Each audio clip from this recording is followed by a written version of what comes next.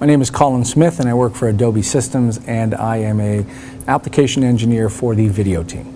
The cost of really good looking productions have come way down, and not just for small productions, even feature films now are being shot on relatively inexpensive HD cameras. So it's definitely there, it's definitely affordable for a small business to move into HD, to buy this gear that's shooting high quality full HD and edit on their own. One of the biggest influences of HD is just a bigger, better quality picture. You know, it's a more of an immersive experience.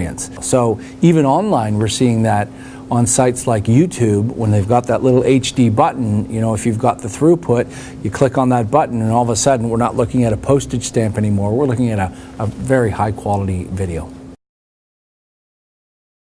So when it comes to hardware selection, the bigger the better, but keeping in your budget. And 1080p is really the gold standard where people go for. And I don't think there's that much of a difference out there between 720p and 1080p. That means 1080 pixels in height and progressive, meaning instead of an interlaced frame, it's one full frame. So it's more like a film. It's like every single frame is a full picture in a full picture. They're shooting on cameras like this. You know, Canon HF10s are probably one of the most common video people to use inexpensively for HD. Flip videos are really inexpensive. Some simple investments to add to a video production are lights. LED lights are really inexpensive now. They're small, they're not hot, they're light, they're easy to set up and tear down. So lighting is definitely one of the most important things. You know, you can grab a couple of great lights even at your hardware store. Diffuse them a bit with some vellum and just make sure, you know, the lights aren't too hot. And before you know it, you're getting great quality video. A good microphone wouldn't hurt. A lavalier microphone, wired or wireless, is fine. And that'll give you much better production right out of the box. The big consideration with audio is how you're going to capture the audio. So you have a microphone, where does that go? So if you want to be capturing the audio into the camera, you have to make sure that there's an input for that camera, and not all of them have that.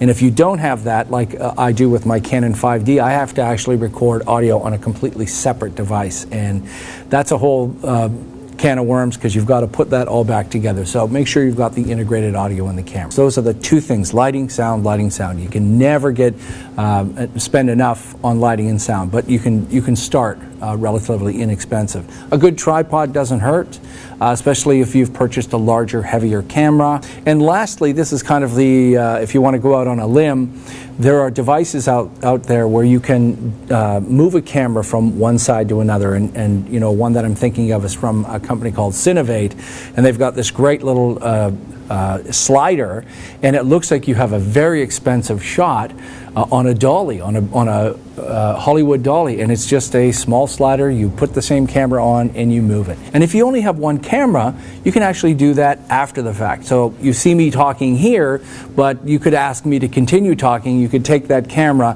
have me talk this way, put the camera behind me, and then do a nice little pan behind me. It looks like you've owned two cameras and you're doing a much better shot. And yet I'm yammering here to nobody, but it sure looks like I'm talking to the camera. So Production Premium is the granddaddy of video production. It has everything you need, and it's relatively easy to use. But if you're on a really small budget and you're just going to do small cuts, some titles, and including layering graphics and things like that, and web output to YouTube, we have another product called Premiere Elements, and it does accept a number of the formats that are out there, these HD cameras. Drop it in the timeline and edit and output. I'm literally choosing a setting like YouTube, widescreen, HD, hit that, hit go, and let it go. So bandwidth can definitely be a consideration when you start to stick HD video on your site. So don't do it on your site. Put it on YouTube, put it on Vimeo. Those are the sites that serve up millions and millions of web video views a day. So you simply put a link on your site, including embedding it. So when you create it, companies like YouTube will allow you to take a link and put it in your page so you're not leaving your page.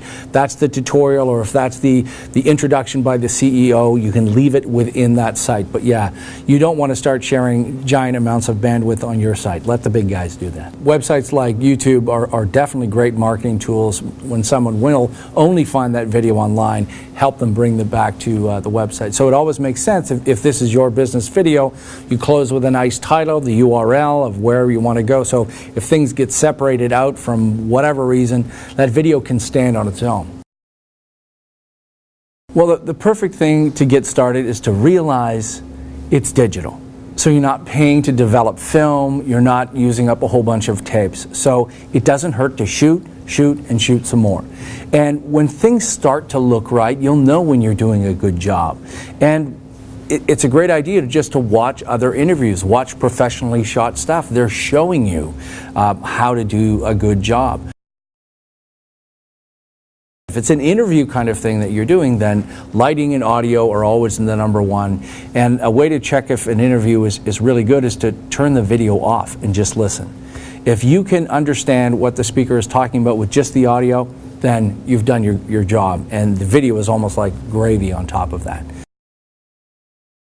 If it's an instructional video where maybe I've bought a bicycle rack and I'm finding out how to attach it to my car, then of course the visuals are just as important.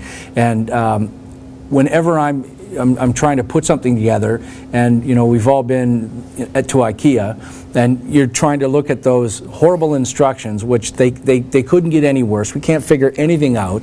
Imagine if they came with a little link to a video somewhere, and you would watch that video and you'd be set up in 20 minutes instead of 2 hours, losing parts and things like that.